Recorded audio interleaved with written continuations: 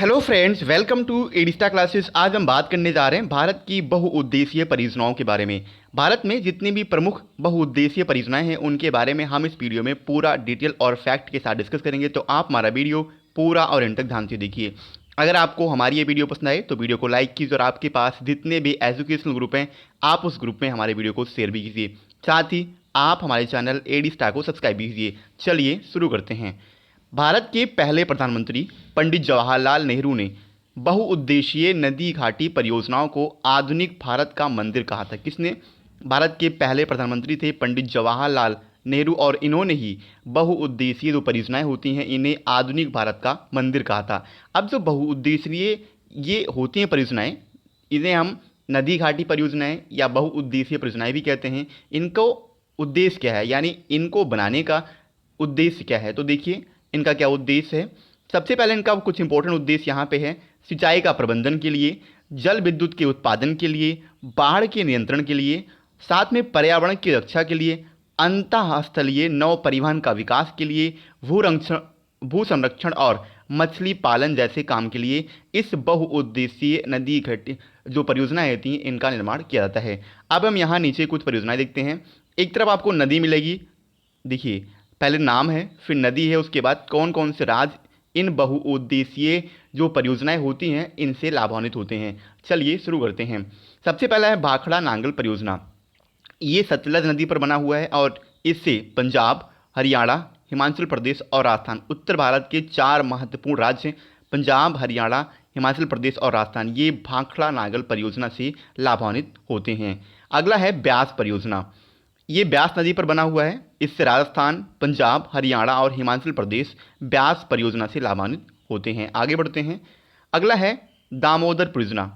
ये दामोदर नदी घाटी में है। दामोदर परियोजना आपको याद रखना है, दामोदर नदी में है और इससे झारखंड और पश्चिम बंगाल मुख्य रूप से लाभान्वित होते हैं। अगला है हीराकुंड बांध परियोजना। ये महानदी पर बना हुआ है और इससे उड़ीसा मुख्य रूप से लाभान्वित होता है। किससे? हीराकुंड बांध से। आगे बढ़ते हैं। चंबल परियोजना, ये चंबल नदी पर बना हुआ है। राजस्थान और मध्य प्रदेश, दो ये उत्तर भारत के राज्य हैं, मध्य प्रदेश और राजस्थान, ये चंबल परियोजना से लाभान्वित होते हैं। अगला है तुंगभद्रा परियोजना। तुंगभद्रा नदी पर बना हुआ है तुंगभद्रा परियोजना और इससे आंध्र प्रदेश और कर्नाटक मुख्य रूप से लाभान्वित होते हैं। आगे बढ़ते हैं। अगला है मयूराक्षी। मयूराक्षी परियोजना, ये मयूराक्षी एक नदी है पश्चिम बंगाल में, वो उसी नदी पे ये बना हुआ है और पश्चिम बंगाल मुख्य रूप से इससे लाभान्वित होता है। आगे है नागार्जुन सागर परियोजना। कृष्णा नदी पर बना हुआ है नागार्जुन सागर परियोजना और आंध्र प्रदेश मुख्य रूप से इससे लाभान्वित होता है। अगली है कोसी परियोजना। कोसी नदी पर, इसके बारे में मैंने आपको जब नदियों के जो मैंने आपको चैप्टर पढ़ाया है नदियों का, उसमें मैंने कोसी नदी के बारे में इंपॉर्टेंट फैक्ट भी बताए हैं। इसे बिहार का शोक कहते हैं। बिहार और नेपाल, मुख्य रूप से बिहार भारत का राज्य, ये कोसी परियोजना से लाभान्वित होता है। अगला है गंडक नदी परियोजना। गंडक नदी पर बना हुआ है गंडक नदी, ये जो परियोजना है ये बहुउद्देशीय परियोजना होती है, मैंने आपसे बताया। यानी ये जो परियोजनाएं होती हैं इनका उद्देश्य एक नहीं बहुत होता है, इसलिए हम इसे बहुउद्देशीय परियोजनाएं कहते हैं। इससे मुख्य रूप से बिहार, साथ में नेपाल भी इससे लाभान्वित होता है। अगला है फरक्का परियोजना। गंगा, जिसे आपको पता होगा गंगा की एक वितरिका है हुगली, जो पश्चिम बंगाल में कलकत्ता शहर है, यानी जो पश्चिम बंगाल की कैपिटल कोलकाता है वो हुगली नदी के किनारे पर बसी हुई है। यहीं पे है गंगा और भागीरथी, इन दोनों नदियों पर बना हुआ है फरक्का परियोजना और इससे मुख्य रूप से पश्चिम बंगाल राज्य भारत का लाभान्वित होता है। अगला है काकड़ापारा परियोजना। ताप्ती नदी पर बसा ये बना हुआ है। ताप्ती नदी ये मध्य प्रदेश से निकलकर गुजरात के रास्ते खंबात की खाड़ी, अरब सागर में अपना मुहाना बनाती है और सूरत शहर ये ताप्ती नदी के तट पे बसा हुआ है, गुजरात राज्य में है, यानी गुजरात राज्य से मुख्य रूप से लाभान्वित होता है काकड़ापारा परियोजना, इसे गुजरात में ही बनाया गया है। अगला है तवा परियोजना। कौन सा? तवा परियोजना, ये तवा नदी पे बना हुआ है और मध्य प्रदेश मुख्य रूप से इससे लाभान्वित होता है। अगला है नागपुर शक्ति गृह परियोजना। कोरडी नदी एक है महाराष्ट्र में, उसी कोरडी नदी पर बनाया गया है नागपुर शक्ति गृह परियोजना। यहाँ पे विद्युत का उत्पादन भी होता है और महाराष्ट्र मुख्य रूप से इससे लाभान्वित होता है, आपको याद रखना है। अगला है इंदिरा गांधी नहर परियोजना। सतलज नदी पर बना हुआ है इंदिरा गांधी नहर परियोजना, इसको आप मोस्ट हाईलाइट कीजिए। ये मोस्ट इंपॉर्टेंट, आप इस पर ट्रिपल स्टार लगाइए। इंदिरा गांधी नगर परियोजना, इससे राजस्थान के पश्चिमी जो राजस्थान के इलाके हैं वहाँ पे आपको पता है जल की आपूर्ति मुख्य रूप से सिंचाई के लिए नहीं हो पाती है। इसी इंदिरा गांधी नहर परियोजना से, जो कि सतलज नदी पर बना हुआ है, इससे राजस्थान के मुख्य 5 जिले हैं पश्चिमी राजस्थान में, वहाँ पर इससे नदियों से और ये जो एक नहर है, इस नहर से वहाँ पे पानी का संचय हो जाता है। इसके अलावा पंजाब और हरियाणा भी इंदिरा गांधी नहर परियोजना से लाभान्वित होते हैं। आगे बढ़ते हैं। अगला है उकाई परियोजना। ये ताप्ती नदी पर बना हुआ है, गुजरात में है और मुख्य रूप से गुजरात राज्य इससे लाभान्वित होता है। कौन सा?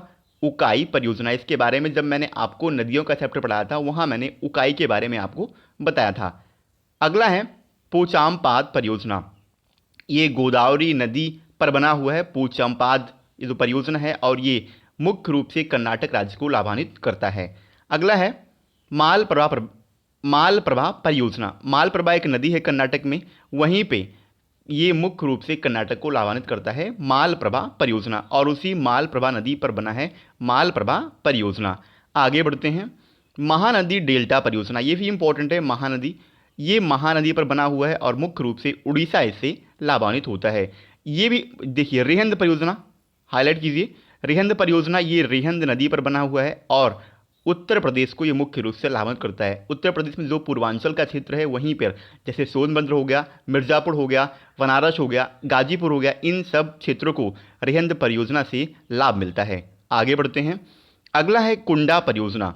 कुंडा परियोजना, ये कुंडा नदी पर बना हुआ है और मुख्य रूप से तमिलनाडु को ये लाभान्वित करता है। अगला है दुर्गा बैराज परियोजना। ये दामोदर नदी पर बना हुआ है और पश्चिम बंगाल और झारखंड को ये लाभान्वित करता है। दुर्गा बैराज परियोजना, यानी दुर्गा बैराज परियोजना से पश्चिम बंगाल राज्य और झारखंड राज्य मुख्य रूप से लाभान्वित होते हैं। अगला है इडुक्की परियोजना। पेरियार नदी पर बना हुआ है इडुक्की परियोजना। पेरियार नदी ये केरल में है, मैंने आपको बताया है पेरियार नदी के बारे में, इससे फैक्ट भी बताया है मैंने आपको। और मुख्य रूप से केरल, क्योंकि केरल में है और केरल इसलिए मुख्य रूप से इससे लाभान्वित होता है। आगे बढ़ते हैं। अगला हमारा है टिहरी बांध परियोजना। हाईलाइट कीजिए, मैंने अभी आपको 3 बताया मोस्ट इंपॉर्टेंट, इसमें मैं ट्रिपल स्टार लगाएं। टिहरी बांध परियोजना, भागीरथी एक नदी है उत्तराखंड में, यहीं से भागीरथी बाद में गंगा में आके जब वो अलकनंदा से मिलती है, तो भागीरथी और जब अलकनंदा ये दोनों मिलती हैं आके, तो गंगा का निर्माण करती हैं, यानी वहीं से इनका नाम गंगा हो जाता है। उससे पहले गंगा का नाम भागीरथी होता है, मतलब अलकनंदा से मिलने से पहले भागीरथी को भागीरथी कहते हैं, लेकिन भागीरथी जब अलकनंदा में मिल जाती है वहीं से इसे गंगा कहते हैं, आपको याद रखना है। और वहीं पे भागीरथी नदी पर टिहरी बांध परियोजना का निर्माण किया गया है और ये मुख्य रूप से उत्तराखंड राज्य को लाभान्वित करता है। अगला है माता टीला परियोजना। ये वेतवा नदी पर बना हुआ है और उत्तर प्रदेश और मध्य प्रदेश को मुख्य रूप से माता टीला परियोजना से लाभ मिलता है। अगला है कोयना परियोजना। ये कोयना नदी एक महाराष्ट्र में है, उसी कोयना नदी पर बना हुआ है कोयना परियोजना और मुख्य रूप से महाराष्ट्र से लाभान्वित होता है। आगे बढ़ते हैं। अगला है रामगंगा परियोजना। ये रामगंगा नदी पर बना हुआ है और ये उत्तर प्रदेश में बना हुआ है, और इसीलिए उत्तर प्रदेश में बने होने के साथ ही उत्तर प्रदेश मुख्य रूप से इससे लाभान्वित होता है। अगला है ऊपरी कृष्णा परियोजना। कृष्णा नदी पर बना हुआ है और ये मुख्य रूप से कर्नाटक को लाभान्वित करता है, आपको याद रखना है। आगे है घाट प्रभा परियोजना। घाट प्रभा एक नदी है कर्नाटक में, वहीं पे घाट प्रभा परियोजना को बनाया गया है और मुख्य रूप से कर्नाटक को ये लाभान्वित करता है। आगे बढ़ते हैं। अगला है भीमा परियोजना। कौन सी? भीमा परियोजना महाराष्ट्र में एक नदी है पौना, उसी पौना नदी पर भीमा परियोजना का निर्माण किया गया है और इससे महाराष्ट्र को मुख्य रूप से लाभ मिलता है। अगर आपको दोस्तों हमारी ये वीडियो पसंद आए तो वीडियो को लाइक कीजिए और आपके पास जितने भी एजुकेशनल ग्रुप हैं आप उस ग्रुप में हमारे वीडियो को शेयर कीजिए। अगला है भद्रा परियोजना।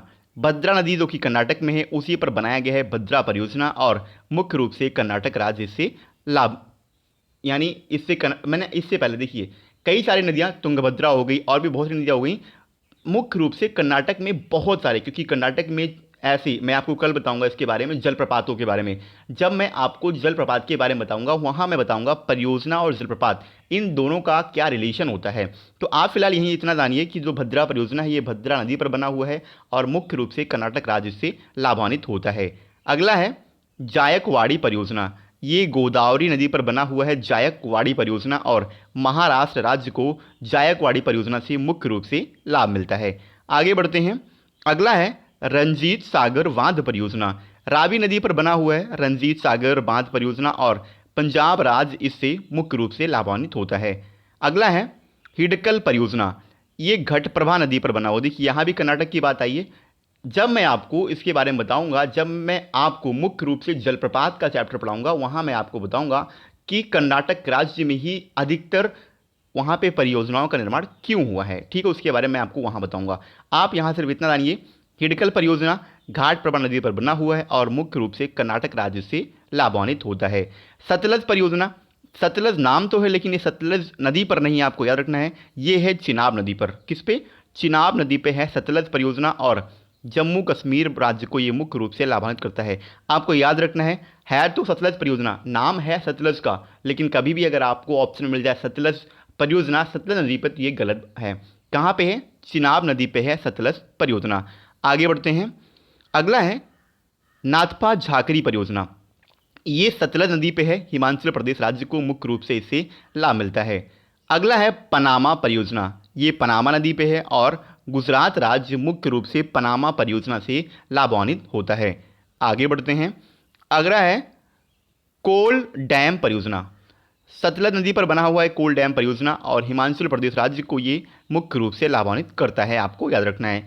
अगला है कांगसावती परियोजना। ये कांगसावती नदी पर बना हुआ है कांगसावती परियोजना और पश्चिम बंगाल राज्य मुख्य रूप से इससे लाभान्वित होता है। अगला है, ये देखिए 8 छोटी छोटी नदियों पर बना है पराम्बीकुलम अलियार योजना। क्या नाम है इसका? इसका नाम है पराम्बीकुलम अलियार परियोजना। ये किसी पर्टिकुलर एक रिवर पे नहीं है, 8 छोटी छोटी रिवर पर ये बना हुआ बांध है और मुख्य रूप से तमिलनाडु और केरल इस पराम्बीकुलम अलियार योजना से लाभान्वित होते हैं, आपको याद रखना है। अगला है मुचकुंड परियोजना। मुचकुंड नदी है, उसी मुचकुंड नदी पर बना है मुचकुंड परियोजना और उड़ीसा और आंध्र प्रदेश दो मुख्य भारत के राज्य इससे प्रभावित होते हैं, यानी इससे उन्हें लाभ मिलता है। किसको? उसको, उड़ीसा और आंध्र प्रदेश को। गिरना परियोजना गिरना नदी पर बना हुआ है और महाराष्ट्र राज्य को इससे लाभ मिलता है। अगला है शारदा परियोजना। ये शारदा और गोमती नदी दोनों पर बनाया गया है शारदा परियोजना और उत्तर प्रदेश राज्य को मुख्य रूप से इससे लाभ प्राप्त होता है। आगे बढ़ते हैं। अगला है पूर्णा परियोजना।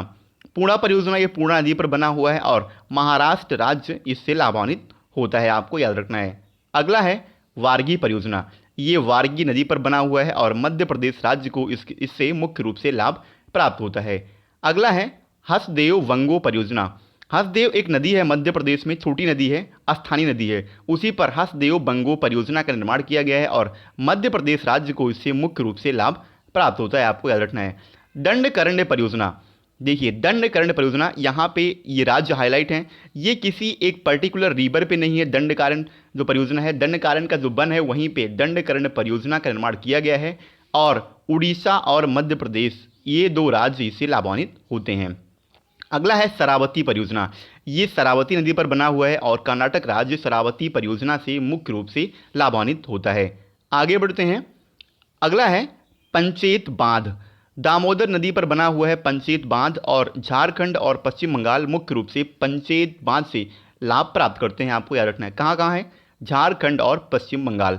झारखंड की एक कैपिटल है कौन सी? रांची, आपको पता है। और रांची स्वर्ण रेखा नदी के किनारे पर ये बसी हुई है।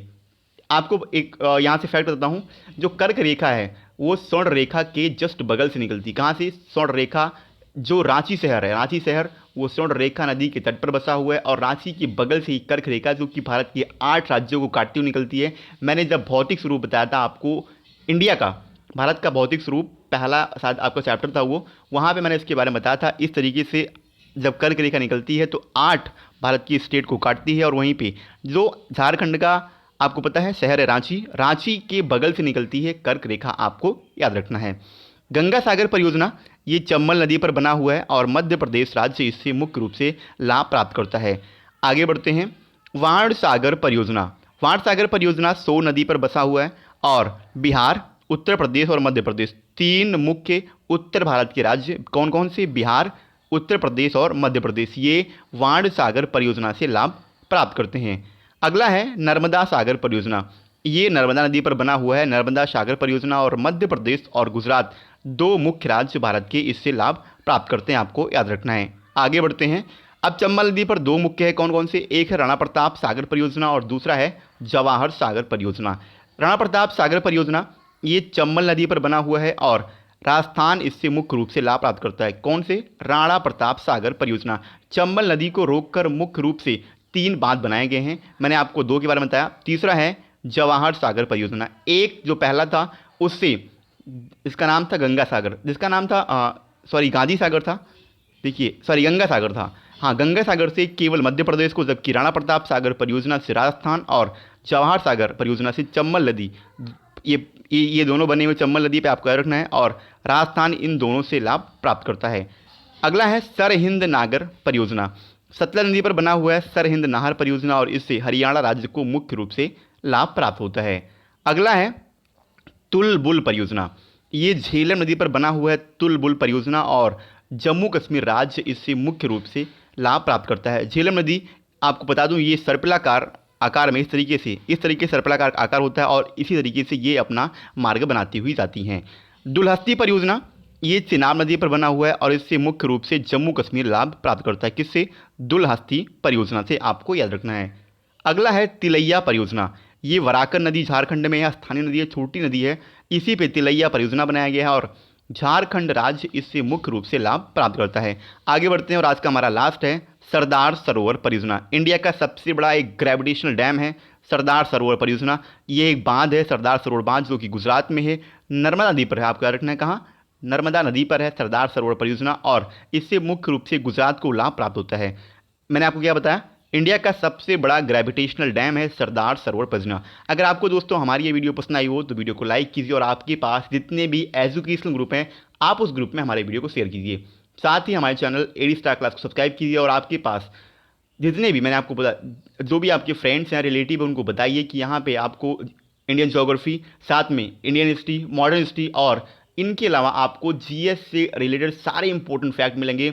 यहाँ एग्जाम के पॉइंट ऑफ व्यू से आपकी बेहतर तैयारी कराई जाती है, तो आप हमारे वीडियोज़ को ज़रूर देखिए और साथ ही आप हमारे प्लेलिस्ट को एक बार विजिट कीजिए। वहाँ पे आपके एग्जाम के पॉइंट ऑफ व्यू से बहुत सारी इंपॉर्टेंट मटेरियल आपके लिए हमने अपलोड की है। दोस्तों साथ ही अगर आपको हमारे किसी भी वीडियो की PDF फाइल चाहिए तो नीचे डिस्क्रिप्शन में टेलीग्राम ग्रुप का लिंक दिया हुआ है, आप उस लिंक पर क्लिक करके हमारा टेलीग्राम ग्रुप ज्वाइन कर सकते हैं और वहाँ पे आपको सारे वीडियोज़ की PDF एक साथ एक ही प्लेटफॉर्म पर अवेलेबल मिल जाएगी। इसके अलावा मैंने आपको बताया बहुउद्देशीय परियोजनाएं।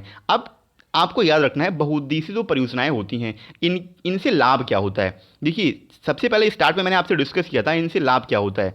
मैं आपको एक बार फिर से बता दूं, आपने ये तो जान लिया उद्देश्य। देखिए यहाँ है घाटी, जो बहुउद्देशीय नदी घाटी परियोजनाएं होती हैं इनका उद्देश्य, आपको सबसे मोस्ट याद रखना है इनका उद्देश्य होता क्या है। तो जब किसी नदी को रोककर वहाँ पे डैम या फिर बांध बनाई जाती है तो उसी को हम परियोजनाएं कहते हैं। डैम जब बनाते हैं किसी नदी को होकर तो नदी जिस ओर से आती है, जिस दिशा से आती है, आपको पता उस दिशा में बहुत बड़ी त्रासदी आती है। जब उस पर डैम बनाया जाता है तो उतना ही पानी आगे जा सकता है जितना कि इंसान, एक मनुष्य चाहेगा, यानी इंसान के द्वारा जितना पानी आगे छोड़ा जाएगा उतना ही पानी आगे जाएगा। बाकी जो पीछे वाटर कलेक्ट होता है वहीं पे उसे हम सागर कहते हैं और वहीं से झीलों का निर्माण किया जाता है। सिंचाई के लिए वहाँ से बड़ी बड़ी नहरें निकाली जाती हैं, विद्युत का उत्पादन किया जाता है और इनके अलावा वहाँ पे मछली पालन और पर्यटक की दृष्टि से काफ़ी अच्छा होता है वो। तो आप सबसे पहले इसके उद्देश्य को देखिए, साथ ही नीचे जो आपको लिस्ट मिली है आप इस लिस्ट को आराम से नीचे इजीली तरीके से याद कर सकते हैं। आपको इस वीडियो की PDF नीचे डिस्क्रिप्शन में मिल जाएगी। दोस्तों आज के लिए इतना ही। वीडियो पसंद आई हो तो वीडियो को लाइक कीजिए। जय हिंद।